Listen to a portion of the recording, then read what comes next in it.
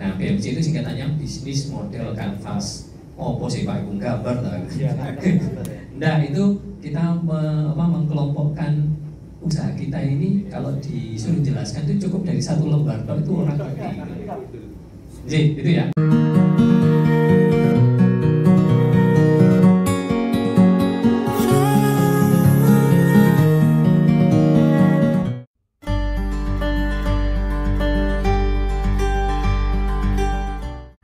Hai sahabat Chip Family, hari ini saya akan mengikuti pelatihan BMC.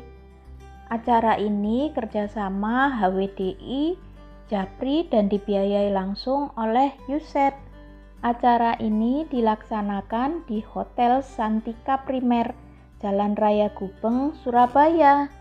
Pelatihan ini diikuti kurang lebih 130 peserta disabilitas yang terdiri dari beberapa ketunaan, yaitu tunanetra, tunarungu wicara, tunagrahita, tunadaksa, autis, dan intelek. Pelatihan ini dibagi dalam beberapa kelas sesuai dengan bisnis yang sahabat disabilitas lakukan sekarang. Di antaranya kelas perdagangan dan jasa, kuliner, dan desainer.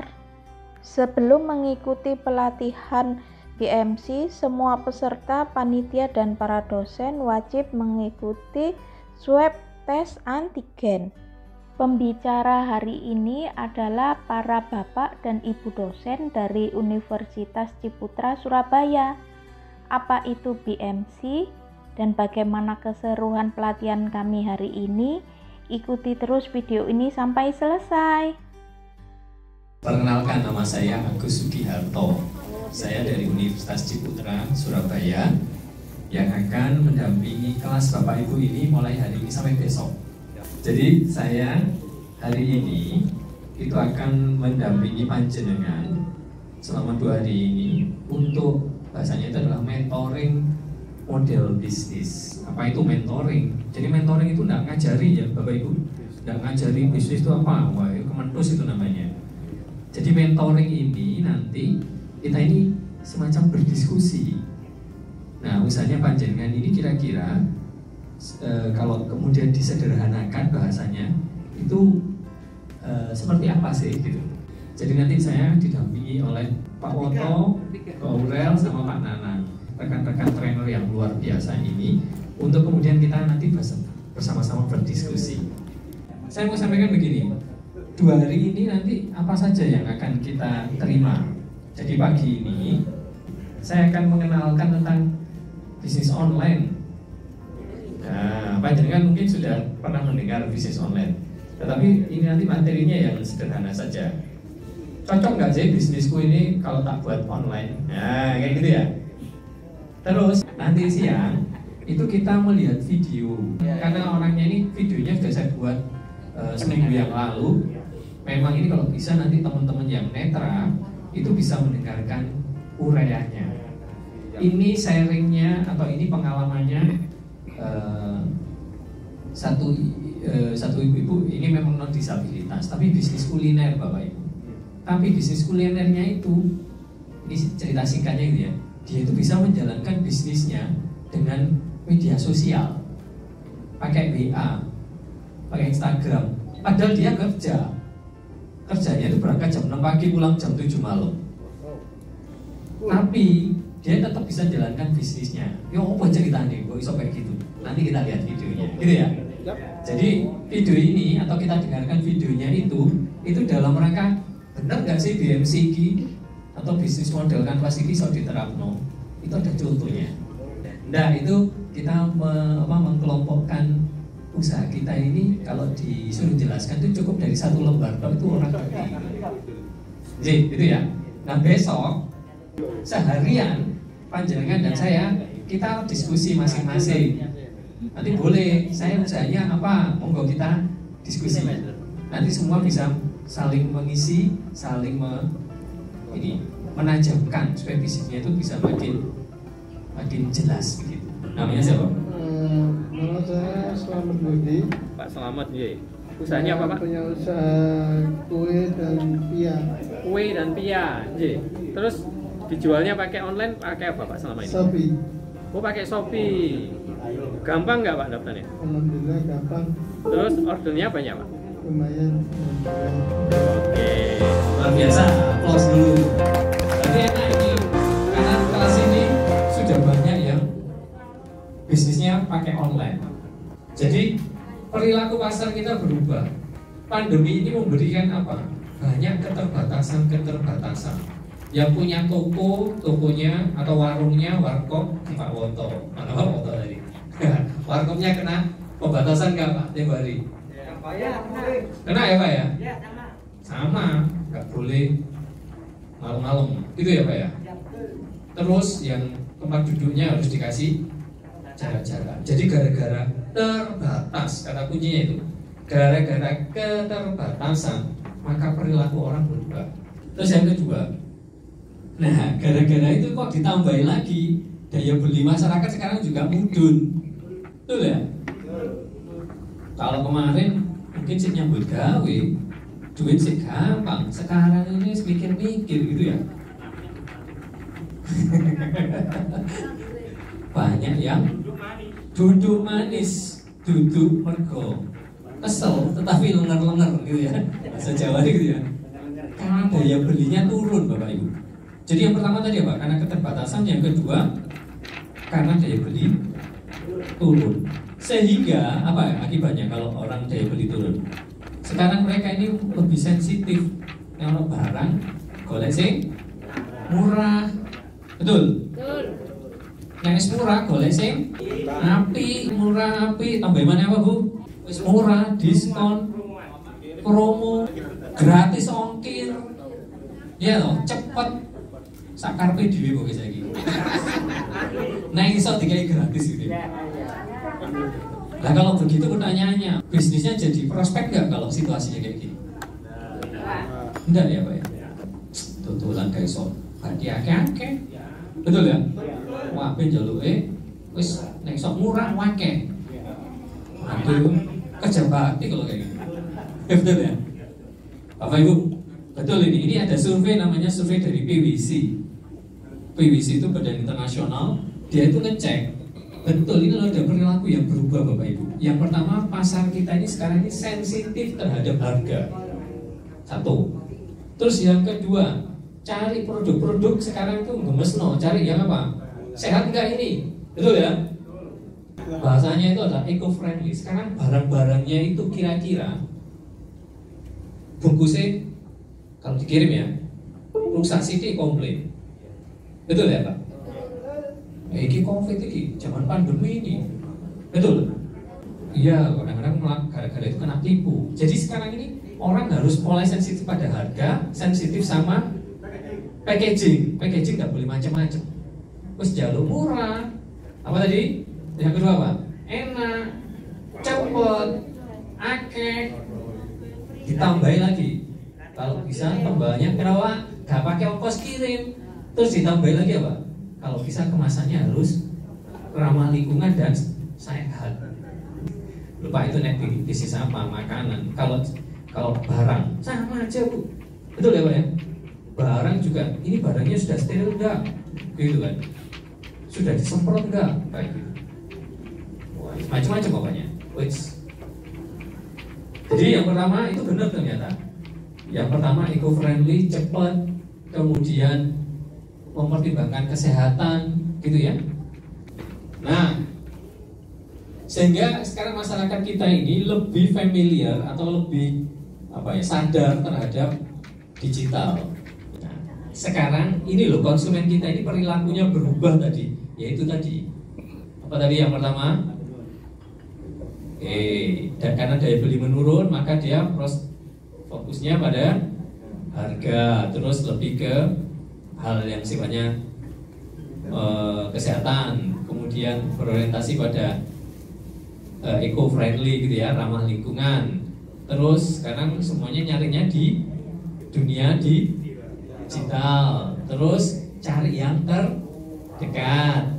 Jadi Bapak Ibu, sekarang kalau panjenengan Mas Prayogo menyampaikan, saya melihatnya yang kira-kira poinnya berapa? 4,7 ya Mas? 4,5. Apa artinya itu? Itu rating kalau bahwa produk ini sering dipesan, sering dapat komen bagus. Nah, Bapak Ibu, jadi yang ketiga, kalau dia sudah puas, dia akan mencari order lagi di situ. Ini loh perilaku pasar kita itu berubah. Nah, sampai di sini panjenengan kira-kira sepakat ya? Ini gambar bunglon. Tulisannya apa? Adaptasi. Mau tidak mau sekarang kita harus beradaptasi. Kenapa gambarnya bunglon? Jadi Bapak Ibu, saya mau tanya, bunglon itu dia berubah warna. Itu demi apa sih? Menyelamatkan diri, bertahan dan menyelamatkan. Jadi sekarang ini kita mau nggak mau harus bunglon, beradaptasi. Eranya ini berubah. Eranya apa? Sekarang ini orang adalah pakai digital. Betul ya? Nah sekarang orientasinya sekarang harus beda. Kalau dulu orientasinya kopi kuwi enak, gak percaya. Iki bahannya kopi iki bahannya gulone sakme, kopi ini kok Gunung Kawi pucuk. Sekarang nggak bisa kayak gitu. Jenengan ngomong kopi enak, itulah menurut jenengan. Kopi enak itu sekarang adalah menurut siapa? Peminatnya, artinya menurut siapa? Konsumennya. Itu tadi Mas Prayogo ngomong, ini barang ini apik enggak, itu dari mana? Banyaknya komen yang positif sama rating. Berarti sekarang ini barang kita harus orientasinya ke konsumen. Kreatif dan berinovasi. Ayo coba, jenengan itu di bawah itu. Saya lihat, kalau jenengan punya wedus, kayak apa ya? Itu gambarnya di depan. Itu loh odong-odong, biasanya ditarik sama kuda. Ini odong-odongnya cilik, tarik kambing. Maksud saya itu beda. Kalau jenengan pakai kuda, itu mesti jalan-jalan gede, di gang kecil nggak bisa. Sekarang materi berikutnya adalah kita harus kreatif berinovasi. Terus, nah sekarang kalau bisa diupayakan di online kan, Bapak Ibu. Kenapa di online kan tadi? Karena online itu sifatnya lebih luas, betul ya? Satu sisi lebih luas, semua terjangkau. Tapi hati-hati, nggak semua bisnis bisa di online kan. Maaf saya bukan bisa. Nggak semua bisnis cocok di online kan. Jenengan jualan gorengan dilebokno di Instagram, sing maca wong sak Indonesia. Cocok kan? Cocok buat dilihat, tapi dipesen tekone seminggu ngas. Perhatikan kalau perjalanan jalan kemudian ada banner-banner gede itu di perempatan itu loh. Baliho itu loh. Terus apa billboard ya, papan iklan itu loh. Terus bayari larang, betul.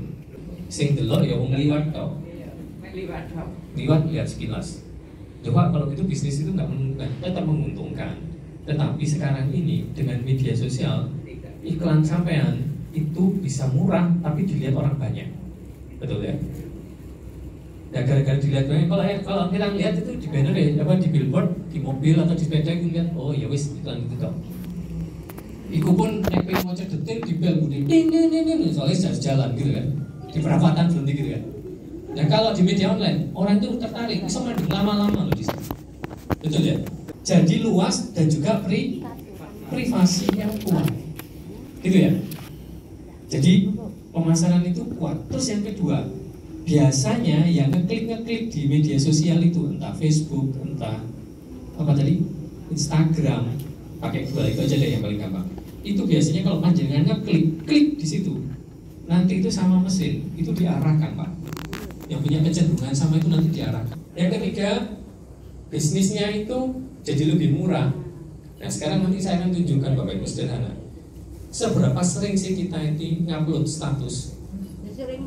Sesering mungkin. Tapi sesering mungkin isinya podo terus dilihat nggak? Iki mana? Jadi hati-hati Bapak Ibu. Menghemat, mengefisiensikan proses. Jadi kan tahu sewa banner itu atau iklan di radio yang cakep-cakepan ngomong 60 detik menitan 1 menit itu kalau di radio wah enak banget Unijuk, Pak. Tapi hari ini orang ketemu bayar larang. Dalam media sosial, ceklik, aku punya follower banyak, foto chat, status, WA, jenengan WA-nya uang gunanya banyak, sing lihat banyak, betul ya? Butuh duit banyak? Enggak, lebih murah.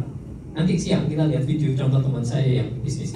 Jadi sekarang bisnis ini kalau melalui media online itu efisien dan cash flow-nya tetap harus dijaga. Next. Nah, tipsnya, sekarang gini, bagaimana mengurangi risiko gagal untuk bisnis online? Yang pertama, panjenengan harus fokus mengenali apa yang Anda kerjakan untuk mengurangi risiko. Jadi makin fokus pada bisnis panjenengan. Cuman variasinya makin banyak. Tadi loh, jualan pangsit mie. Fokus di pangsit mie, tapi pangsit mie yang apa? Kemasannya beda, ukurannya beda, rasanya beda. Tapi tetap pangsit mie. Jadi kita tetap harus fokus pada yang kita kerjakan. Kemudian yang kedua, kita harus mengetahui kepada siapa produk itu dijual. Karena ini penting. Dilihat kalau di media sosial, di Instagram, dia ini punya follower berapa. Betul ya? Kemudian followernya atau pengikutnya banyak, berarti orang ini bukan orang sembarangan. Sekali dia ngomong oke, bagus, sing ngrungokno ku wong akeh. Jadi kita harus mengenali siapa konsumen kita. Nanti gimana caranya mengenali nanti? Ini hanya penonton. Kemudian pentingnya membangun jaringan. Nah, jaringan itu gini, jaringan ke pelanggan maupun jaringan yang lain. Termasuk siapa? Termasuk supplier, termasuk rekan-rekan bisnis yang sejawat. Itu tadi yang saya contohkan. Jadi kalau kita mau berinovasi, jangan cari sesuatu yang jauh-jauh. Jadi kita punya apa dikembangkan, begitu. Tapi sekali lagi orientasinya siapa? Konsumen. Jadi sampai namanya duduk menang minum kopi sampai belum. Kebutuhan konsumen hari ini apa ya? Diperhatikan. Kayak iki ono kebutuhan ya. Ini bisa jadi peluang ini. Digabungkan ke online. Jadi yang penting sekarang ini adalah rencanakan usahamu, kerjakan rencanamu. Ini sih penting, Pak. Kebanyakan kita ini berseminar atau kegiatan kayak gini itu rencana toh, gak praktek. Kayak apa? Nunggu sertifikat. Kalau kami di Universitas Ciputra itu selalu ngajar dengan gini, perencanaan harus detail, tetapi eksekusi itu harus sesegera mungkin. Karena sebagus apapun perencanaan, itu kita tidak akan pernah tahu detail-detail masalahnya sebelum itu dieksekusi. Oh, namanya pengusaha, Pak. Panjenengan itu pengusaha. Apa sih definisinya pengusaha itu? Pengusaha adalah orang yang selalu mengusahakan. Dia ada berduduk, yo, gue mikir. Bentuk meleduk, yo, gue mikir usaha, yo, itu namanya pengusaha. Kamu gelar S1, S2, S3, S-Kopior, gak penting itu. Yang penting adalah kemampuan Anda mencari terus iki opo. Nah, itu keren. Gitu ya. Jadi BMC ini hari ini sampai besok itu nggak ada gunanya kalau nggak pernah dieksekusi. Sepakat? Oke, good. Nah, Bapak Ibu, ini dikunci di sini. Saya akan berhenti di sini. Nanti dilanjutkan besok. Jadi bisnis e-commerce, bisnis online itu cirinya itu kalau dipakai gini, Pak. Ini bagus loh bahasa Inggris ya, enggak. Singkatkan aja. BKB, bisnis ke bisnis. Satu. Oke. Kalau di situ bahasa Inggrisnya bisnis to bisnis. Jadi ada 4 model. Yang pertama adalah BKB, bisnis ke bisnis. Yang kedua BKP, bisnis ke pelanggan. Kalau di situ adalah business to customer, consumer. Bisnis ke pelanggan. Apa tadi yang pertama? BKB, bisnis ke bisnis, produsen ke produsen. Yang kedua BKP, bisnis ke pelanggan. Yang ketiga PKP, pelanggan ke pelanggan. Oke. Yang keempat PKB, apa? Partai Kebaktian, bukan. PKB ini adalah pelanggan ke bisnis, PKB. Urutannya gimana? Boleh bolak-balik, pokoknya singkatan itu. Paham sampai sini Bapak Ibu? Nah sekarang cirinya apa? BKB, bisnis ke bisnis. Itu biasanya Bapak Ibu, media, kita menggunakan media online. Kalau ya satu, kalau pasarnya itu adalah industri. Jadi jenengan bisnis, jenengan produsen, tetapi diperuntukkan untuk orang bisnis lagi, bukan pengguna akhir. Apa contohnya Bapak Ibu? Jenengan produksi, ya jenengan apa contohnya Pak Anam? Ya bisa jadi bahan baku untuk bahan produksi, misalkan bahan baku untuk minyak atau bahan kimia-kimia gitu, atau bahan baku yang lain, atau yang lain lagi sebetulnya tidak tahu nanti ini maksudnya ke BKB atau BKP ya, atau yang contohnya gini, misalkan pedagang ya teman-teman, kalau di online itu ada barang murah dibuat lagi nanti itu dijual kembali langsung ke user di sekitar. Ya, betul Nur, Pak Nanang. BKB itu bisnis ke bisnis. Aku tak nyiapno minyak goreng, tapi dikirim ke pabrik kerupuk. Paham ya? Ya. Berarti minyak jenengan itu diserap oleh produsen lain untuk jadi alat produksinya, betul? Nah, kalau seperti itu, konsumen jenengan jangan banyak neko-neko wis online nih, gak usah kemasannya beda, wis gak butuh. Kemasannya model macan, enggak wis butuh gitu. Wis pokoknya regane apa? Murah, cepet, iso diutang. Iso diutang ya, Pak. Itu. Nah, kalau kayak wis breakfast ongkir, Pak, ya cembu, terkan. Jadi kalau kayak gitu ya, yang BKB itu nanti itu contohnya kayak gitu loh, Pak. Jenengan bengkel buat spare part, tapi tujuannya untuk apa? Untuk kapal, spare partnya kapal. Hanya spesialis itu. Ya wis, media sosialnya apa? Siapa berarti konsumennya? Dok. Wis gak usah kan model endorse, karena ini konsepnya bisnisnya apa? B K B. Sampai sini jelas Bapak Ibu? Jelas. Jadi media sosialnya harus sederhana, detail. Apa sih? Nah, yang kedua apa tadi? Bisnis ke pelanggan. Jadi produsen buat, terus ditujukan kepada pelanggan. Nah, ini biasanya apa? Jadi kan tadi apa? Jualan produksi apa? Sambal pecel. Sambal pecel itu konsumennya siapa? Satu, ibu rumah tangga. Betul, berarti itu pengguna akhir ya. Untuk diapakan? Ya untuk dibuat masak. Tapi kalau pecelnya tadi dipakai untuk olahan buat jualan pecel, berarti konsumennya jadi apa itu? Bisnis. Pendekatannya harus beda. Berarti jenengan punya pecel, usaha pecel, itu konsumennya bisa macam-macam kan? Nah, kalau konsumennya macam-macam, media sosialnya harus hati-hati. Paham betul ya Bapak Ibu ya? Terus yang ketiga, pecelnya kok enak ya Pak, kita gawe oleh-oleh.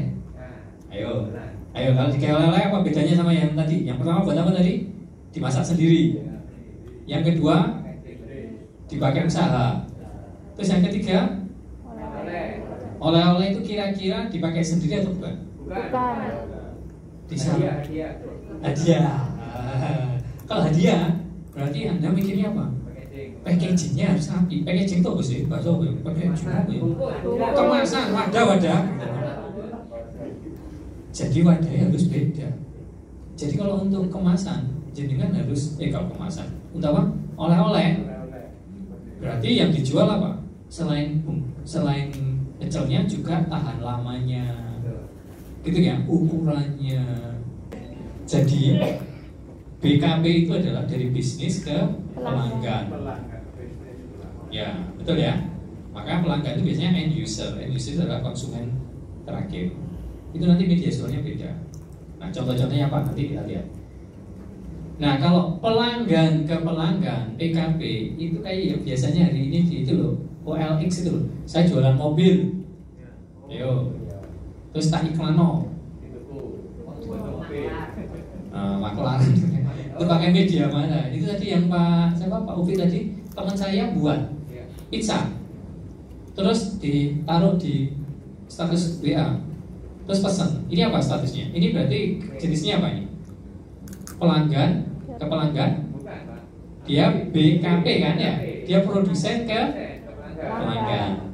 Tetapi kalau yang makelaran itu biasanya PKP. Atau gini, kok enak ya pizzamu? Oke ya, Pak Upi ya tadi. Kok enak ya pizza nih koncoku? Saya pesen, terus mari gue ini, Pak Upi, aku melok dodolan ya. Paham dari ini? Iya gak apa-apa. Kayak sing gawe, Pak Upi cerita nang konco-konco. Pengen pizza Pak, itu loh. Merek US. Oh merek US, Upik Sutrisno. Wes. Wes mulai. Iki berarti kulaan terus didol maneh. Itu berarti apa? Pelanggan ke pelanggan, Pak. PKP. Gitu ya. Jadi nanti milihnya modelnya gitu. Nah, yang terakhir itu PKB. Apa itu? Pelanggan ke isinya apa itu contohnya? Supplier Pak. Supplier, oke. Silakan mana?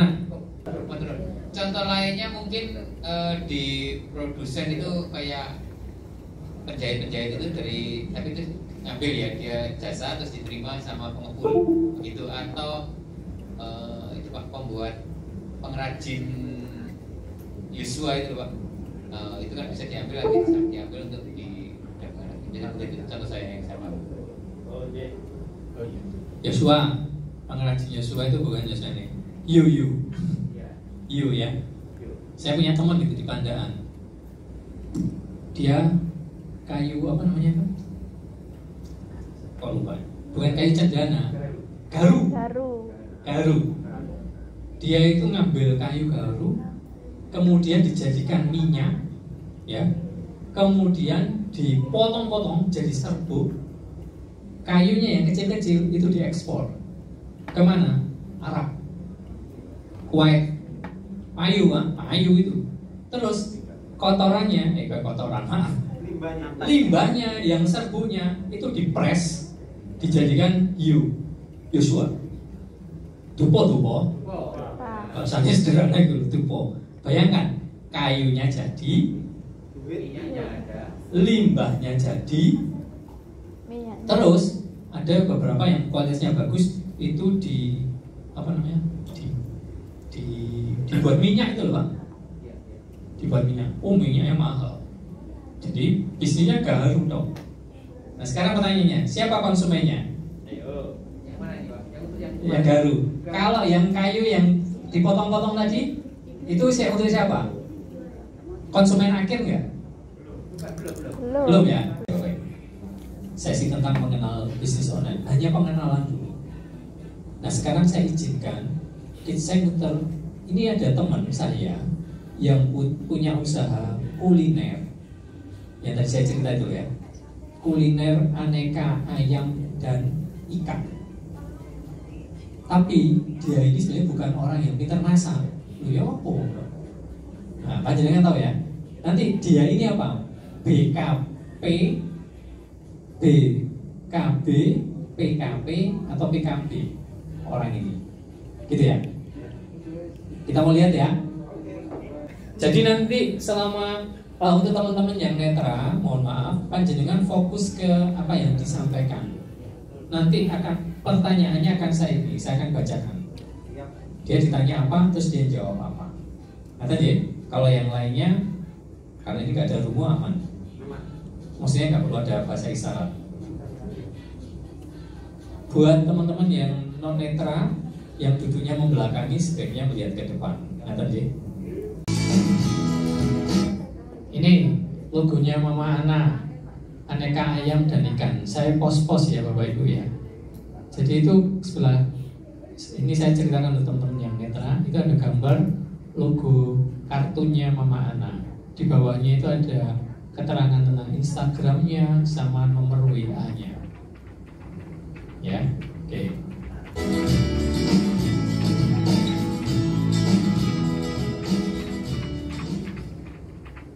Di bawah ada pertanyaan. siapakah Anda dan bisnis apa yang sedang Anda tekuni? Dijawab seperti ini. Halo, nama saya Dwi Ana Kristanti. Saya pemilik usaha Mama Ana, yaitu usaha aneka ayam dan ikan. Usaha ini sudah saya jalankan sejak awal tahun 2020. Usaha ini bermula pada waktu saya ingin menolong saudara yang memang dalam kondisi tidak bekerja. Kebetulan juga dia pintar memasak dan enak juga. Kebetulan juga saya ini juga doyan makan, jadi sekiranya klop kalau gimana kita bersama-sama untuk join usaha ini. Oke, kemudian saya tanyakan, apa saja modal Mama Ana ini saat merintis bisnis ini? Dijawab seperti ini, Pak. Kalau mengawali usaha ini, saya cuma bermodal sekitar 300.000 dan hanya bermodal handphone, karena di dalam kontak ini banyak sekali teman-teman atau pelanggan yang nantinya mungkin akan saya prospek. Karena saya ini kan doyan makan, jadi ditanya, kenapa kok memulai bisnis ini, bisnis makanan ini? pernah dimasakkan oleh sepupu saya ini dan ternyata rasanya enak, dan juga ternyata resepnya juga turun-temurun, dan itu salah satu poin saya berani untuk mengajak dan bekerja sama untuk memulai bisnis ini. Saya mempunyai banyak komunitas dan saya tahu teman-teman komunitas saya ini doyan makan, dan saya juga tahu seperti apa selera mereka untuk makanan. Itu yang membuat saya yakin kalau resep makanan yang saya pakai pasti akan bisa diterima oleh mereka. Ini pertanyaannya berikutnya adalah bagaimana cara pelanggan itu mengetahui dan menemukan produknya Mama Ana ini? Saya memulai mencari pelanggan itu melalui kontak di handphone saya, karena di sini banyak sekali grup WA. Mereka adalah banyak teman-teman dari grup komunitas yang memang doyan makan, lalu dari teman-teman kantor, lalu dari tetangga kanan kiri, dan beberapa postingan yang sudah pernah saya update di grup ini. Dari sini akhirnya berkembang siapa saja yang membeli produk saya, dari mulut ke mulut, dari postingan-postingan, sehingga banyak sekali beberapa orang-orang yang mungkin tidak saya kenal itu selalu kontak saya untuk order, dan setidaknya akhirnya bertambahlah nama-nama yang ada di grup WA saya ini. Hal apa yang menarik dari konsumen? Hal menarik apa yang dirasakan dari konsumen? Ini pertanyaannya. Hal yang paling menarik adalah ketika mereka sudah sekali memesan, ternyata timbulan lagi reorder yang mereka lakukan, mungkin karena sudah merasa cocok dengan rasanya. Bagaimana cara agar produk Mama Ana ini sampai ke tangan pelanggan? Saat ini sebenarnya saya adalah seorang karyawan di salah satu perguruan tinggi di Surabaya. Jam kerja saya mulai jam 6 pagi, karena kadang-kadang sudah berangkat sampai jam 7 malam sampai rumah. Bagaimana cara saya untuk bisa menginformasikan produk-produk saya? Yaitu saya melalui WA group, lalu Instagram, demikian juga melalui Facebook. Media apa saja yang Anda gunakan untuk menjangkau konsumen? Soalnya saya nggak ngerti mau posting apa ya ke makanan ini, tapi akhirnya saya mencoba untuk menginformasikan masakan ini melalui IG, WA, dan Facebook itu. Dari situ biasanya tanpa saya minta pun teman-teman yang sudah saya tag kalau waktu di IG itu merespon balik. Jadi di sana juga memberikan komentar yang positif tentang makanan yang sudah pernah mereka order, baik itu di Facebook atau di IG atau di WA group. Jadi mereka juga memberikan testimoni yang bagus juga untuk menu ini. Seberapa sering Mama Ana memperbarui informasi di media sosialnya? Kalau ditanya berapa sering sih saya mengupdate dagangan saya, Ya pokoknya setiap ada pesanan yang masuk, baik itu kecil atau sedikit atau banyak, saya selalu memberikan caption atau mengupdate ke setiap sosial media dengan memberikan ucapan terima kasih karena juga sudah berkenan untuk order kembali. Dan saya pinginnya bisa terus-menerus untuk order dari masakan saya ini. Biasanya kalau saya ada menu baru, dalam artian ada produk baru yang memang baru kita buat untuk supaya teman-teman yang lainnya bisa tahu dan bisa mencoba untuk merasakan, itu juga saya selalu update. Demikian juga untuk kemasan atau packaging apapun dari pesanan lainnya, itu selalu juga saya update supaya teman-teman yang lain bisa order kalau memang ada acara-acara tertentu. Yang ketiga, biasanya di dalam sosial media saya selalu bisa memberikan tips-tips tentang bagaimana mencari atau memperoleh bahan makanan yang baik itu termasuk ikan ataupun ayam, kemudian sayur, kemudian juga saya memberikan tips bagaimana kalau kita bisa mengkonsumsi sayur dan buah itu dengan baik. Dari situ sih saya berharap bahwa banyak sekali orang-orang yang selalu pengen tahu apa sih update berikutnya tentang makanan yang selama ini saya buat. Bagaimana cara Mama Ana agar selalu bisa terhubung dengan pelanggan? Kalau ditanya bagaimana sih membangun atau memelihara hubungan dengan customer, biasanya sih kalau saya kadang-kadang say hello ya kepada customer saya, bagaimana kabarnya hari ini, kemudian kalaupun ada ulang tahun atau ada yang sakit, biasanya juga saya sedikit mengirimkan beberapa makanan.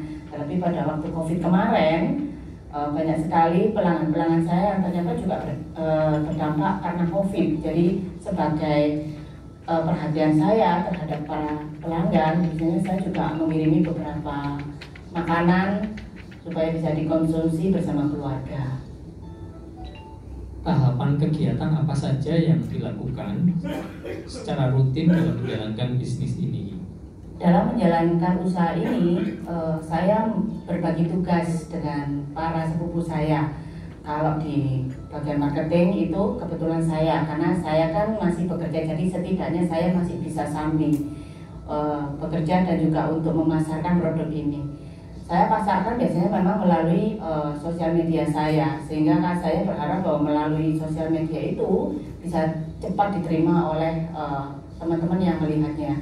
Kemudian untuk proses belanja atau pembelian bahan itu memang saya serahkan kepada sepupu saya, dan juga untuk yang memasak dan packing itu juga yang menghandle sepupu saya. Kemudian untuk mengantar, maksudnya untuk kurir, saya mempunyai kurir langganan yang memang biasa saya pakai.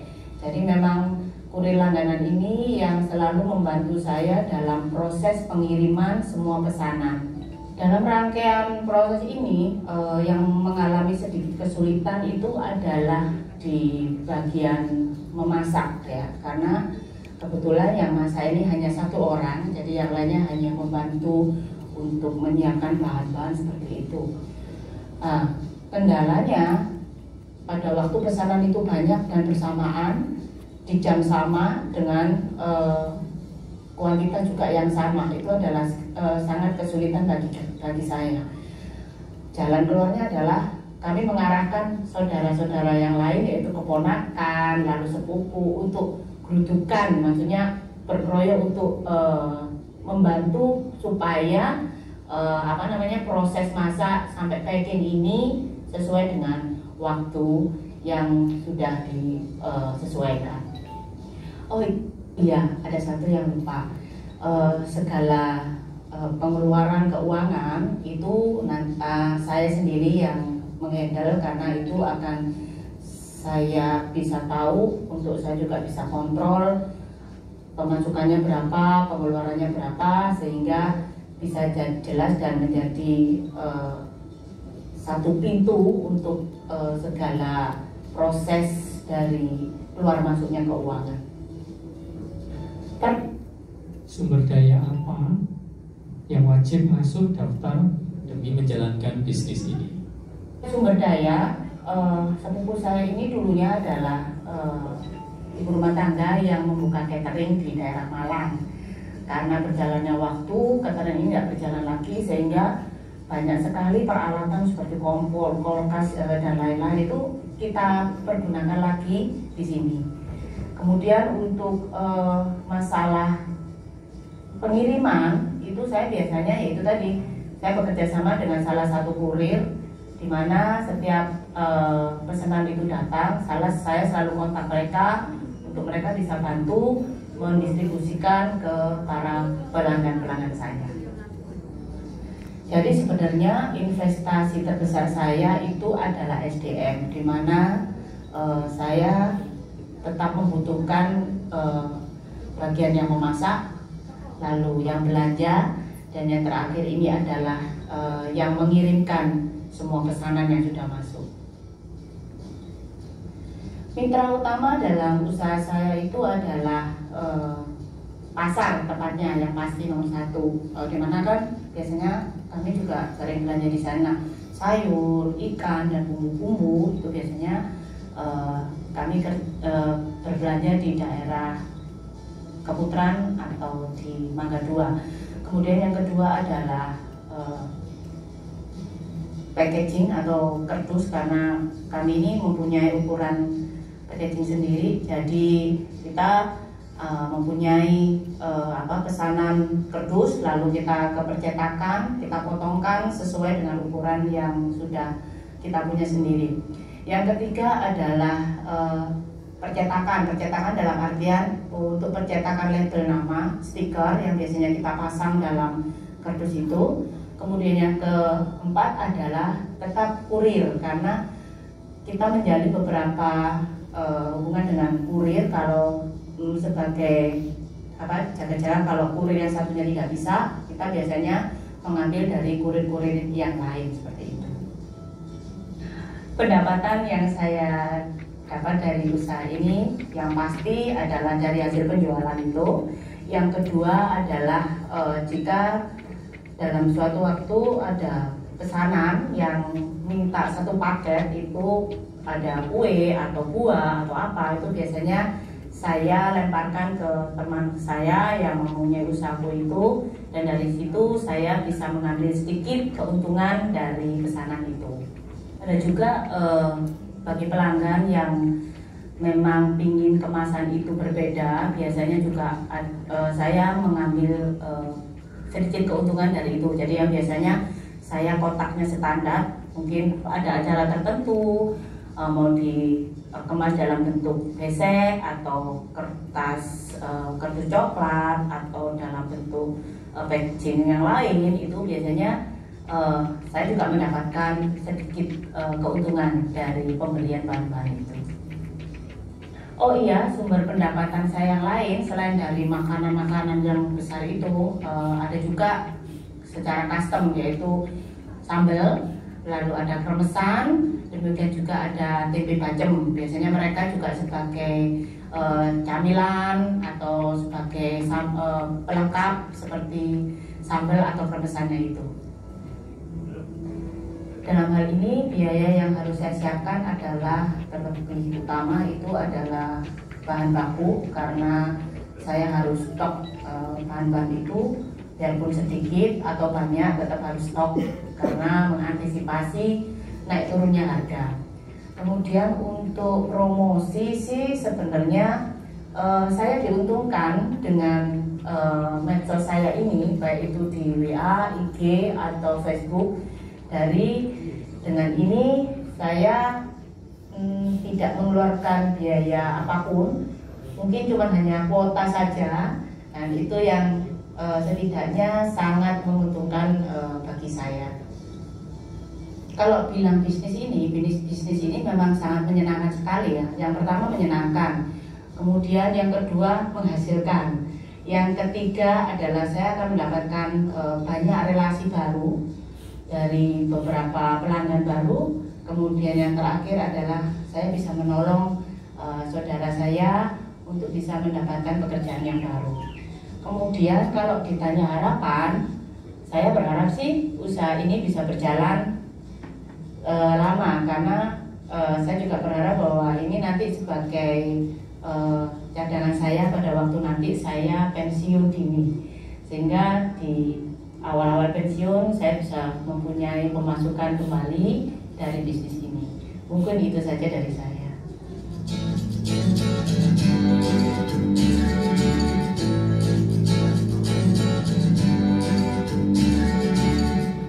Bisnis model kanvas itu sebetulnya kan ada, dibilang mungkin yang pernah ikut IT ya, entrepreneurship training kemarin, bahwa itu ada 9 kolom. Mungkin disampaikan semua atau mungkin hanya beberapa. Jadi yang pertama itu kita ingin melihat apa yang dibutuhkan konsumen. Saya langsung fokus ke peternakan. Contoh ini ya, contoh peternakan. Jadi, nah ini model bisnis peternakan kambing. Itu saya. Jangan harus bisa membedakan mana saya mana kambing loh ya. Jadi saya punya usaha ini ada di desa, namanya Desa Peniwen, Kabupaten Malang, Kecamatan Kromengan. Itu desa binaan saya juga. Nah, bagaimana model bisnisnya? Kita tunggu kayaknya nih. Nah, next Bu. Kita lihat model bisnis 9 kolom ini. Next. Yang pertama kita lihat keunggulan produknya. Jadi saya bacakan ya Bapak Ibu ya. Keunggulan produk peternakan saya namanya Sido Berkah gitu ya.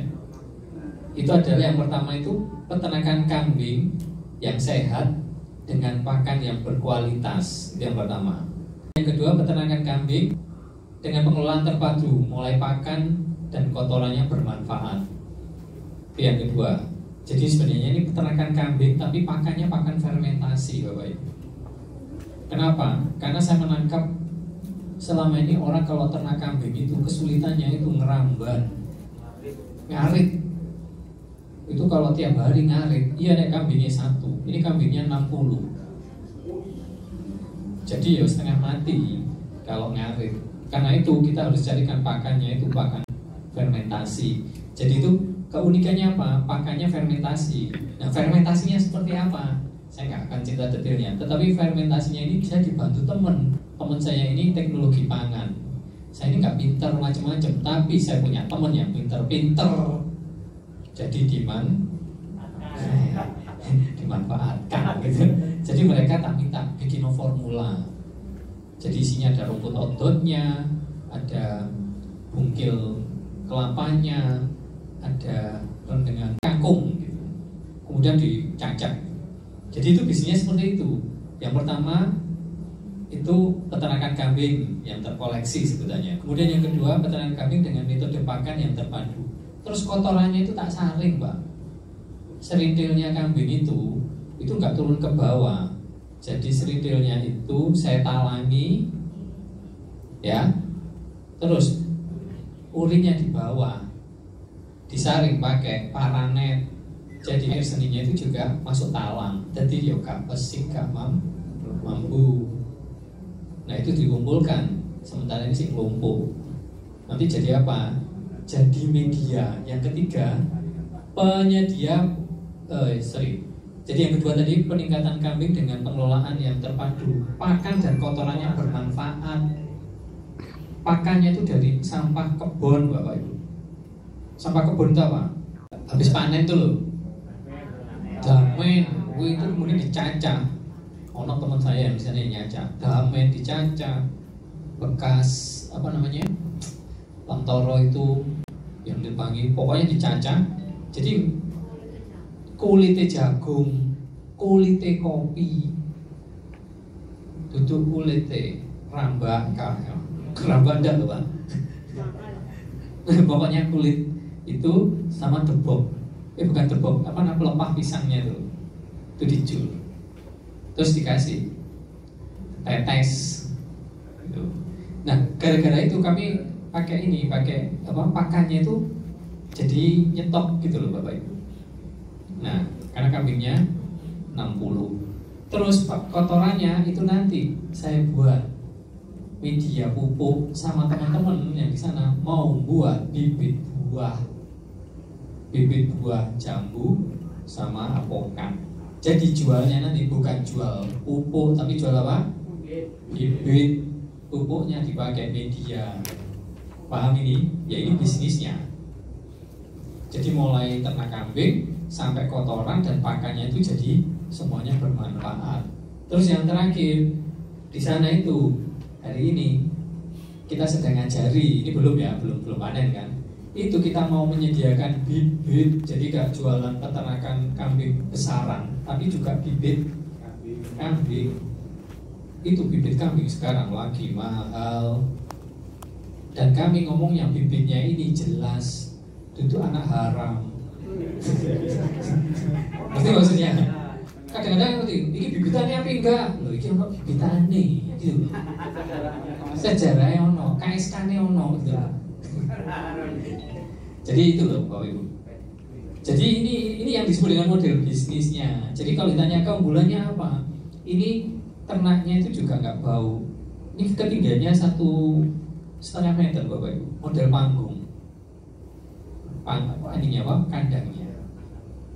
Nah, terus yang kedua, next. Jadi ini keunggulan produknya. Berikutnya, nah siapa target konsumennya? Nah segmennya karena tadi ini kita jual gemukan, ya saya sudah menghubungi para belante, ya toh. Terus yang kedua ada peternak kambing indukan. Jadi yang butuh indukan itu, orang yang mau pilih pergemukan yang lainnya itu nanti indukannya bisa ngambil dari kami. Itu segmennya atau pasarnya itu. Kemudian yang ketiga, yang mau akikah, yang mau, nanti saya tunjukkan gimana caranya menghubunginya. Nanti saya tunjukkan. Jadi ada yang namanya review kambing Bapak Ibu. Review kambing ya. Kemudian pengusaha makanan berbahan kambing ini nggak banyak. Tapi kemudian yang petani organik itu pupuknya. Tapi sekali lagi petani organik ini di daerah sana Beniwen belum banyak. Maksudnya belum banyak itu apa? Belum banyak beli. Mereka kebanyakan kotoran kambingnya dan kotoran sapinya dipakai sendiri, gitu loh. Tapi yang saya jual kan apa? Bibit kan. Nah kemudian yang keenam, pegiat tanaman organik. Ya nanti suatu saat Bapak Ibu kalau ketemu saya, bagus, aku butuh apa? Bibit jambu. Carinya ke saya. Jual bibit itu bisa 25 sampai 35 ribu. Bibit ukuran 2 sampai 3 bulan begitu. Berapa tinggi Pak? Kenapa? Berapa tinggi? Tinggi. Oh nggak sampai Pak. Soalnya kalau dihitung dari itu ya 80-an kalau sama ini ya, sama medianya gitu. Ini bibitnya buah ini ya apa? Jambu air gitu loh. Sama apokat. Kalau apokat mungkin nama. Ini saya ingin tunjukkan bahwa ini loh apa BMC peternakan pun bisa di model gini. Ini contoh ya, kayak tadi Bu Ana itu. Jadi ini segmennya tuh ini. Terus next Bu, kita tolong. Nah, strategi penjualannya gimana? Saya pakai ini media sosialnya WA aja. Tapi FB sama IG-nya saya belum saya buatkan khusus karena saya belum berani sebar kalau belum jadi beneran. Karena ini belum panen Bapak Ibu. Saya baru start Agustus kemarin gitu. Tetapi yang saya mau tunjukkan bahwa yang saya mau tunjukkan begini Bapak Ibu. Ini bisnisnya itu saya ini ya kayak tadi katanya. Loh, masih ada Universitas Ciputranya. Jadi saya ini ngantor juga tiap hari. Saya sempat ngelatih kayak gini. Terus fungsi ternaknya gimana? Saya pakai model usahanya adalah sentra peternakan masyarakat. Jadi saya di sana itu ngajak 5 orang anak muda yang tidak bisa keluar kemana-mana, istilahnya ketinggalan, tidak bisa urbanisasi, ketinggalan di sana hanya buruk, tak aja. Mau nggak usaha bareng? Oke, betul lahan kan? Nah, nanti saya sudah ngomong di sumber daya. Lahannya saya nembusin satu bapak yang punya lahan kosong. Kalau di desa itu kan banyak lahan tuh nganggur. Lahannya mau nggak? kita joinan. 5 orang itu 1 ini yang pemilik lahan, 4 itu anak muda. Oke? Saya bangunkan kandangnya kambing ukuran 6 kali 12 untuk ngisi 60 kambing itu tak tekno gratis, tapi bagi hasil Bapak Ibu. Bagi hasilnya gimana? Yang ngopeni kambing 4 orang ini sama bapaknya tadi yang ngawasi, yang punya tanah. Tapi yang punya tanah nanti setiap 4 bulan panen mereka bagi hasil dengan saya semua, dan mereka bulanan dapat gaji dari saya. Jamin nggak? Jamin. Betul tidak mau, tapi gajinya nggak gede-gede loh. Hitungannya masuk persentasenya. Terus bagus, kaya dong duitnya. Enggak Pak, saya jualan BMC ini ke teman-teman. Mau nggak bisnis? Ayo 5 jutaan. Teman-teman saya dari Amerika, dari Jakarta, bandingan Pak. Ayo aku modali. Koordinator siapa? Agus. Saya dapat pemodal Pak. Investor. Main di situ. Paham nggak di sini Pak? Keterangan jalan. Saya punya lahan. Punya Pak. Ukuran 16 kali 32. Jadi masih pakai separuh. Paham ya? Tapi bisnisnya jalan. Pemasarannya ada, orang-orang yang dipercaya ada. Saya tetap bisa kerja di Ciputra, oleh gaji double. Sekalian bukan, ini saya nyombongi aja loh Pak, biar panjenengan ngomong, walah ngono iso aja kan. Saya cuma tunggu kalimat itu dari panjenengan. Walah nek ngono tok iso. Saya ingin nunggu kalimat itu dari mulut panjenengan. Karena buat apa kita ini pelatihan kemudian tidak ada Excel? Ya. Dan saya ingin tunjukkan teman-teman disabilitas itu bisa. Ini bukan hanya memotivasi loh. Tadi aja Pak Parman begitu melihat itu panjang tadi ya. Oh jadi aku bisa punya orang-orang non disabilitas untuk kerja ini jadi timku. Tapi yang jadi komandan di depannya adalah Pak Parman. Betul? Betul? Tenda cari aja orang yang non disabilitas. Betul ya Pak ya? Tapi yang oleh pasar aku. Ini pertanyaannya Pak, ini saya jeli atau saya minta? Enggak, saya cuma menangkap peluang. Banyak lahan di sana ngaku. Saya sewa tanah Pak di sana Pak, 2.500 meter persegi. Setahunnya berapa? 1,5 juta. Tanamnya Pak, itu tanahnya milik Pak. Itu sumber daya. Tanamnya Pak, rumput odot belum muncul citas gitu. Tapi itu kalau jadi, itu jadi sumber pakan. Siapa yang ngurusi? Yang 4 orang tadi. Di desanya mana? Peniwen.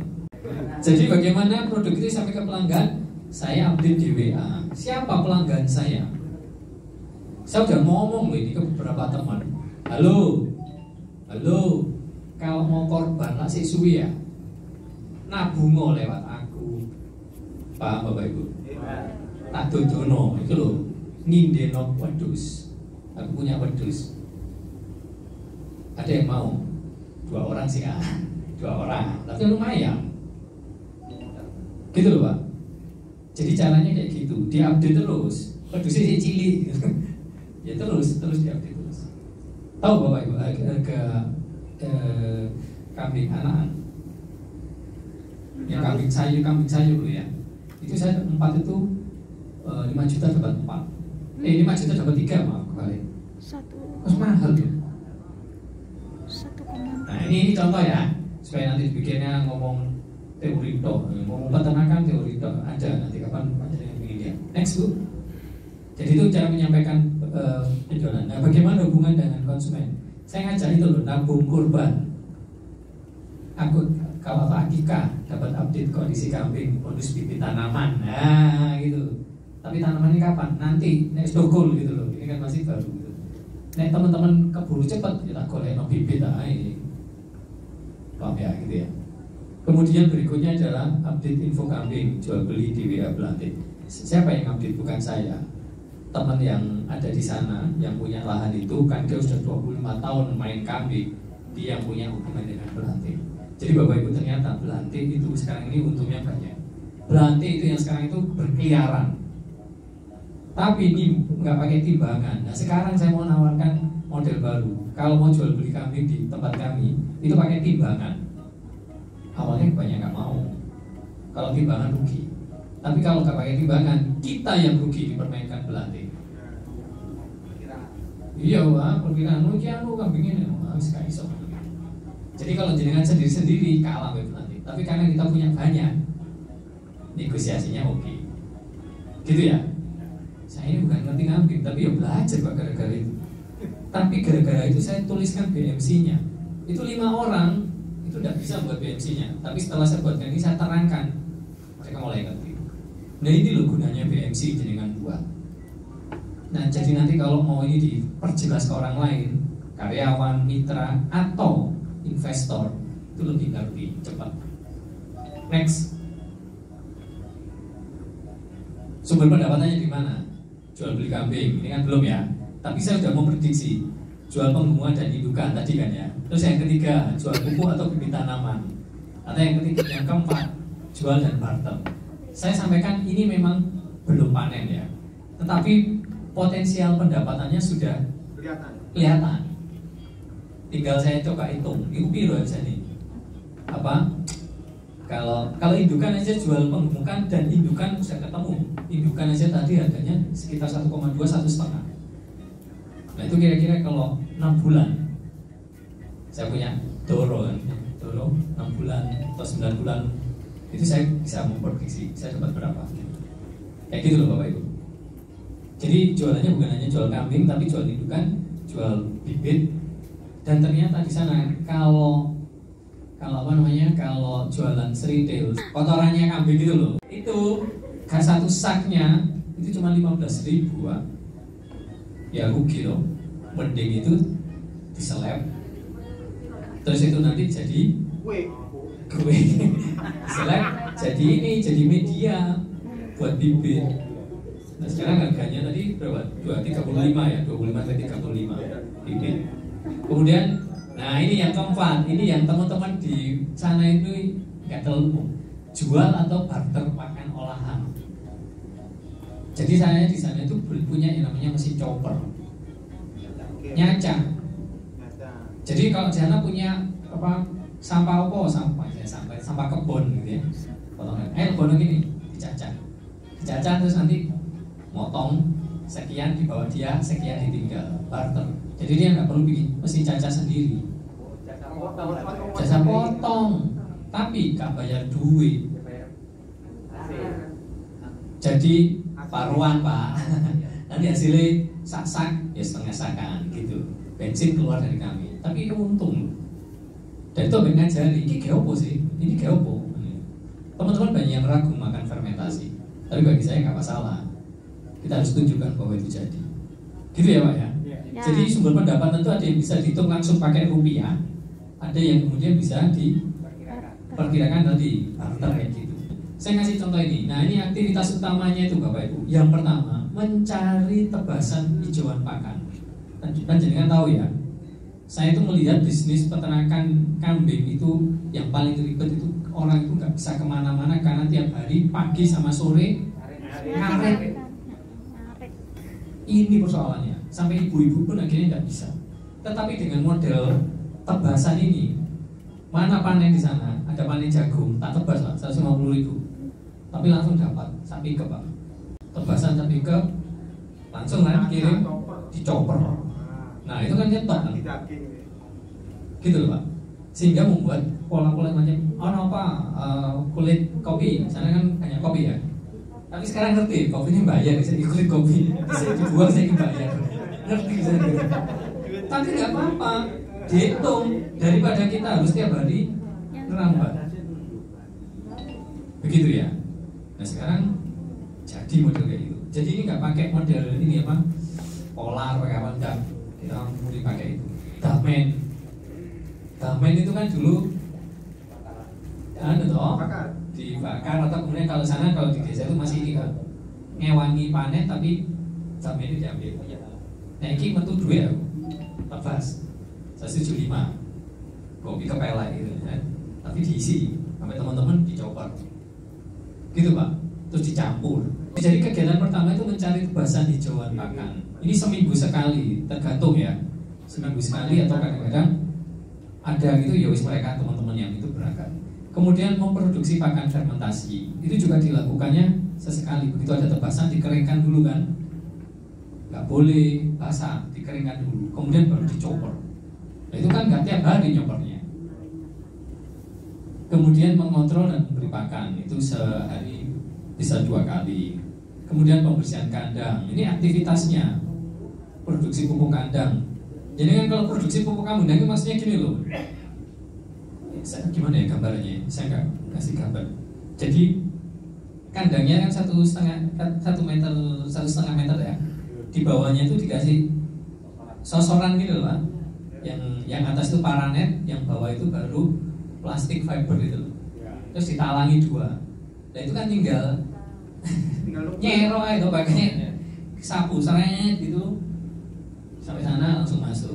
Ya cuma gitu loh produksi kandang. Ini udah dikumpulkan di goni-goni apa karung-karung.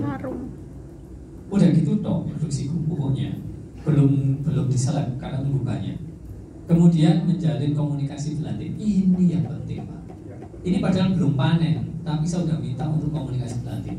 Jadi cerita di pertandingan ini tanya, Pak Gus ada musim peternakan, orang udah tahu Pak. Padahal panennya belum. Tapi orang ngerti itu ono sudah kambing. Ini penting Pak, supaya nanti negosiasinya jadi mudah. Karena halo orang desa di Baniwen itu mau pengen kambing, mau pengen sapi, mau pengen babi. Kok babi Pak? Ya itu kan desa Kristen tuh. Babinya banyak Pak. Itu kabeh samben Pak. Tahu samben? Sambian tak tanya, saya apa? Tanian, pertanian yo samben. Terus peternakan, yo samben. Lo yang utama mana? Ya tidak ada Pak. Disambi kabeh Pak. Tapi pertanyaannya, anak mudanya lari Pak. Mohon maaf, anak mudanya nang Sidoarjo, nang Buduran, kerja pabrikan. Padahal di sana lahannya ono. Saya tuh ingin ngajari kamu tinggal di desa itu bisa urip gitu loh Pak. Cuman kadang-kadang belum kebuka cara berpikirnya.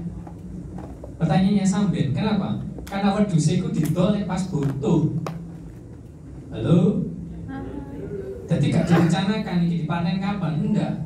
Aku butuh apa? Nempel wedhusnya di siji didol dapat duit. Loh kalau kayak gitu kan gak terencana, betul gak? Karena itu saya ingin menunjukkan, ayo nyoba usaha ini. Dodole terplanning kapan? Sapinya gitu. Dulu mereka banyak ngomongin sapi, tapi sapi kan nggak bisa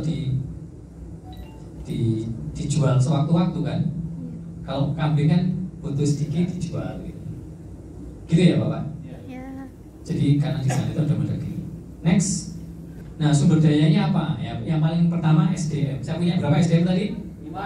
Nah, Pak, bisnis peternakan kalau mau ditinggal itu sarannya harus cari orang yang bisa dipercaya.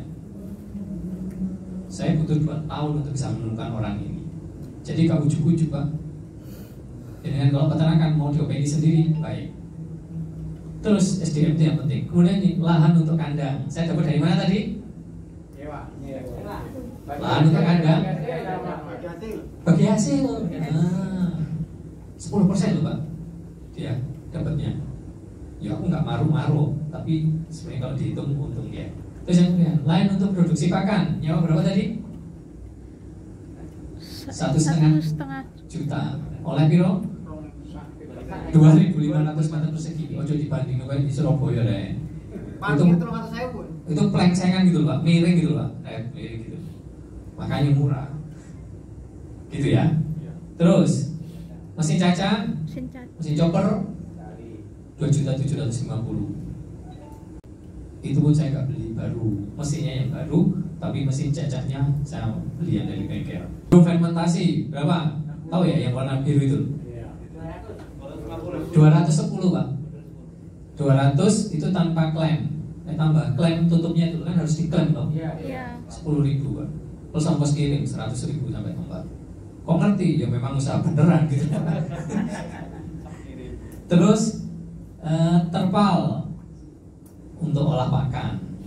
itu 135. Kemudian OSDM itu sudah ada kambing induan. Kambing induan itu jenengan hitung lah, sudah dihitung ya. Bapak induan itu artinya masih anak gitu. Betul. Kayak anak-anak bapak kok induan ya. Oh iya keliru ya. Sorry keliru Pak. Mulai itu sampai mulai. Bayangkan saya bingung Pak. Betul. Thank you Pak. Kalau anak-anak, jadi kami terus terang 60 itu Pak. Itu kami beli yang anak-anak usia ada yang sebulan, ada yang bulan setengah kan Kak. Tapi itu nanti dari 60 kami buat 10 itu untuk induan, yang lainnya itu baru untuk penggemukan gitu loh. Penggemukan jual. Kenapa? Karena kalau induan lama Pak. Induk itu dipilih yang terbaik hanya terus Betul. seleksi. Apa pakannya dari awal sudah dikhususkan Pak? Enggak, sama-sama. Kita memang lagi men-treatment. Katanya orang, oh untuk induan nggak boleh pakai ini. Jadi Pak, begini Pak. Saya pertanyaannya ini punya keterbatasan, nggak ngerti kambing ya. Tapi saya belajar, tapi saya menangkap peluangnya. Karena itu saya cari orang satu yang pemilik rumah tadi. Karena dia sudah punya, dia pemain kambing 25 tahun Pak. Dia membesarkan anaknya kuliah itu ya dari kambing. Orangnya sangat seperlunya tadi itu samben semua. Iya, samben tapi punya 30 kambing Pak. Samben tapi 30 kambing Pak. Masih family Pak, kayak buahnya Enggak. Enggak, ini orang luar semua. Nah, jadi Bapak Ibu, jangan pernah meremehkan data yang ada di HP Anda. Teman-teman Anda itu kayak apa sih, ngerepotin toh, selamat ulang tahun, kadang-kadang ini apa kabar nih? Sekali-kali Bapak harus perdalam, ini sopo sih konco ini. Yang potensi apa ya Pak? Betul, kita nggak pernah tahu. Kayak Bu Siti Aminah tadinya. Siapa sih yang menyangka bisa ketemu sama Bu Risma? Kita ini sebentar ya, ini insight ya. Kalau kita ngomong mitra SDM, itu jangan pernah lihat orang ini di depan. Di balik orang ini ada siapa? Waktu Ibu misalnya ngijet langganan itu ternyata adalah sekretaris atau ajudannya pimpinan. Dia orang yang akan dipercaya oleh pimpinan. Betul kan? Tetapi kalau bahan Siti Aminah kemudian datang, kemudian tolong saya punya jasa pijat, nggak mungkin dikasih siapa kamu, gitu loh Pak. Harus ada surat macam-macam. Makanya besok itu ada perizinan, itu kadang-kadang penting, kadang-kadang juga nggak penting gitu. Yang penting adalah referensi, betul itu Pak. Referensi itu utama. Nah kalau yang referensi adalah orang-orang yang terpercaya. Nah untuk bisa orang terpercaya kadang-kadang kita nggak bisa langsung, harus kenalan lagi sama orang referensi itu. Pak Bapak Ibu, ya karena melihat di belakang ini ada yang punya kesempatan. Saya ini mau bisnis peternakan kambing, sekali lagi kurang mau dapat duitan. Ini juga untuk pensiunan nanti. Tetapi juga yang penting apa? Membantu banyak orang, dan saya menemukan model bisnis yang baru. Itu ya. Jadi jangan pernah terkunci dengan sumber daya. Oh kudu duit dhisik, oh kudu duit. Kudu duit iki dhisik, kudu duit iki dhisik. Enggak. Lakukan dari apa yang kita miliki. Clear sampai sini Bapak Ibu? Jelas ya? Jadi jangan pernah terkungkung dengan ini. Ini boleh detail. Tapi saya kenapa dana saya kasih di nomor 11 terakhir sendiri? Karena dana itu mengikuti ide. Saya ulangi. Dana itu mengikuti ide. Saya ngomong ini bukan teori. Saya punya uang 100 juta untuk bisnis kambing.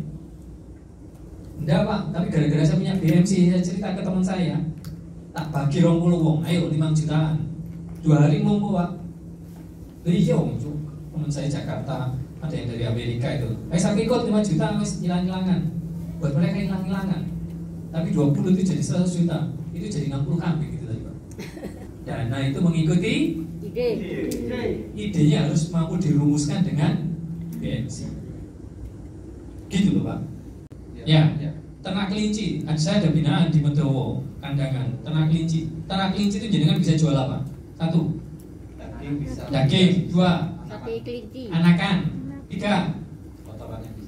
Kotoran kelinci. Ya. Kalau jenengan jualan kotoran kelinci di Medowo itu jualan kotoran kelinci, air seninya itu mahal. Tetapi yang keempat, kalau yang di Medowo jualan anggrek Pak. Saya itu terinspirasi dari sana kok. Bukan dari kencingnya Pak, kencingnya kelinci. Itu ternyata diolah, ada namanya. Itu dipakai untuk nyirami anggrek. Jadi yang dijual itu apa? Anggrek larang Pak. Jadi yang penting dikuati adalah sumber pendapatannya nanti kira-kira apa saja. Baru nanti dihitung Pak, apa saja dan berapa. Gitu ya. Sip. Nah ini sumber pendapatannya, jual beli kambing, jual kambing penemuan dan anakan ya, indukan. Anakan itu sorry keliru. Jual pupuk dan bibit tanaman organik, jual atau barter pakan olahan. Nah ini tadi yang sumber pendapatan. Next, kegiatan utamanya tadi sudah ya, mencari tebasan hijauan, mengontrol. Next. Nah, mitra utamanya coba komunitas pasar hewan. Coba lagi, mantri hewan. Karena saya ini nggak ngerti kambing, di sana itu ada mantri Pak. Tapi jaim Pak. Iya Pak. Nah nyeluk kok nyeluk. Kayak nyeluk wali kota. Alasannya sibuk macam-macam gitu. Terus akhirnya saya tanya, terus ya apa caranya biar teko? Mohon Pak, biji-biji ditawari tumut emas.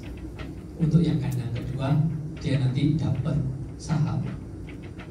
Tapi pikir-pikir ya lu bukan nyuntik Pak, jadi ngontrol. Tetapi dia tidak stop duit, paham ya? Jadi ini kandangnya 1 juta, 148 juta, gitu Pak. Kandangannya beda, pembagiannya nanti sama tapi ini pembagiannya beda-beda. Oh ya wis. Ini belum selesai negosiasinya. Tetapi ditawarkan gitu. Kira-kira kalau panjenengan jadi menteri mau nggak? Mau. Kenapa? Pendapatan sampingan dan itu kambing-kambingnya dia juga kan? Walaupun dia cuma persentasenya kecil. Betul? Gitu caranya Pak. Terus berikutnya toko obat dan vitamin ya, komunitas ternak kambing. Nah, saya ikut di beberapa FB ya, yang itu isinya komunitas peternak domba maupun kambing, kelompok tani pupuk dan hijau-hijauan. Ini barter. Saya perlu membangun komunikasi ini? Enggak, ya tim saya ini yang perlu berusaha ke sana. Karena tim saya ini yang bapak yang punya itu pedagang Pak. Saya ngurusin wedusnya katanya sambilan yang lainnya dagang. Jadi dia itu nebasi apa? Pisang. Ikan pisang ditebasi, kelopo ditebasi, dijual ke pasar gadang. Loh ini kan berarti jiwa dagangnya sudah ada. Jadi sudah meletik Pak, walaupun nggak ngerti BMC Pak. Tapi menurut saya ini oke. Jadi cari orang yang tepat, ini kuncinya untuk peternakan. Kecuali dengan pegang sendiri. Tapi kalau dengan pegang sendiri ya mau ngarit-ngarit dewi gitu. Next. Jenis-jenis biayanya ada, bisa biaya investasi, biaya pemeliharaan, biaya produksi pakan dan pupuk. Semuanya saya hitung. Sehingga walaupun saya di sini, saya sudah punya laporan dari WA teman. Jadi 4 orang itu yang satunya itu meletik ininya, komputernya. Anak muda yang meletik komputernya. Iso lah gitu. Excel itu iso. Jadi dia buat laporan. Tetap kata Bu Ana, kontrol keuangan harus di saya. Gitu. Gajinya kecil Pak. Gajinya kecil 550.000 per bulan. Tapi pertanyaannya, kok kecil Pak? Kok mau? Karena saya tawarkan 35% keuntungan dari setiap kali panen bagi hasilnya. Itu kan 4 bulan sekali mereka dapat itu. Dan itu terus. Betul kan? Kalau ini karena ini jadi. Ini break even point. Apa break even point? Balik modal itu 1 tahun 8 bulan. Ya 1 tahun 8 bulan, 20 bulan. Itu hitungan saya masuk. Itu balik modal Pak. Balik modal kandang sama. Nah berikutnya, tapi kan kita panennya 4 bulan gitu. Berikutnya itu orang-orang itu gajinya tetap 550 tiap bulan, tetapi 4 bulan sekali dia akan terima keuntungan 35% dibagi wong 5. Gitu ya, paham Bapak Ibu? Paham. Jadi pertanyaannya, duit mengikuti saya ulangi, duit mengikuti karena itu panjenengan harus buat BMC-nya bagus. Next. selesaikannya. Nah, yang kecil kan? Tadi yang saya tulis potong-potongan tadi, itu kalau saya rumuskan, itu ya saya tempelin tuh gini loh Pak. Maaf yang tunanetra ya, teman-teman netra. Itu gak apa-apa lah. Pokoknya satu tadi itu dikumpulkan 1, 2, 3, 4, 5, 6, 7, 8. Kayak Pak Nanang kemarin ngajari itu ya, teman-teman netra itu urut kayak keypad HP gitu ya. 1 apa, 2 apa, 3 apa, 4 apa sampai 9 apa. Tidak apa-apa bentuknya beda-beda. Tetapi kata kuncinya adalah, saya ulangi, tolong dicatat. Nomor 1, keunggulan produk, konsumen. Kemudian yang ketiga, strategi marketing.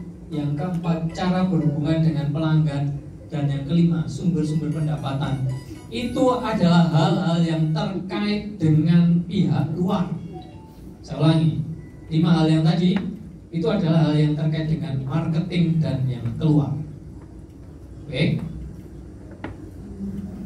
Nah, terus kemudian tadi ada kan aktivitas utama, sumber dayanya apa saja, mitra-mitra utamanya siapa, jenis-jenis biaya. 4 hal ini berkaitan dengan pabrik internal, urusan proses jenengan, proses bisnis internal jenengan. Jadi ada dibedakan.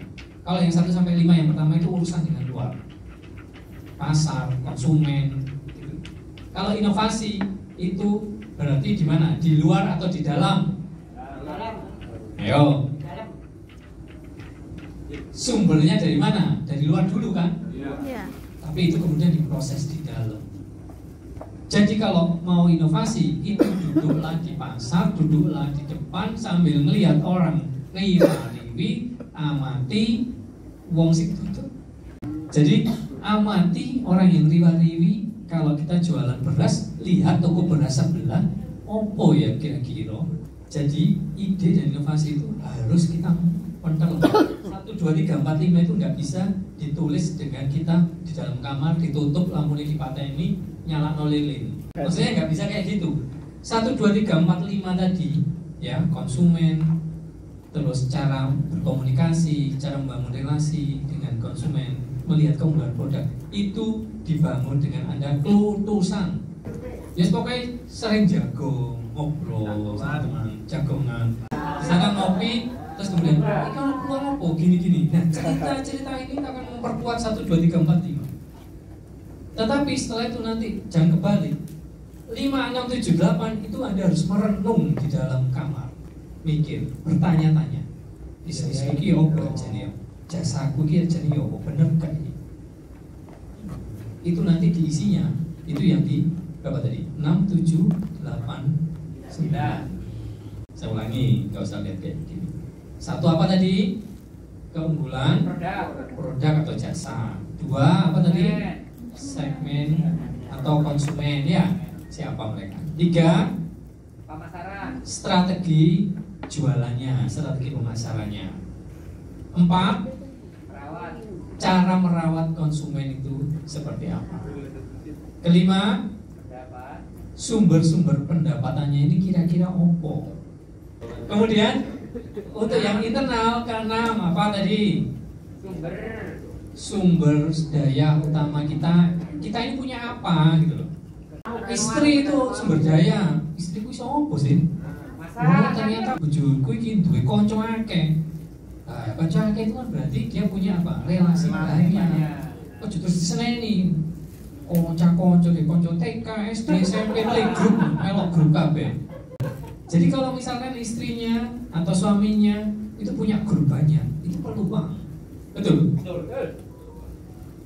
Karena kalau saudara ngomong ya kan percaya, karena bukan temannya gitu. Terus yang kedua, anaknya, wah, gue bendino cekalan HP dong main game. Terus WA dengan konco nih, itu sekedar ini kadang-kadang lihat itu apa? Cuma gak jelas.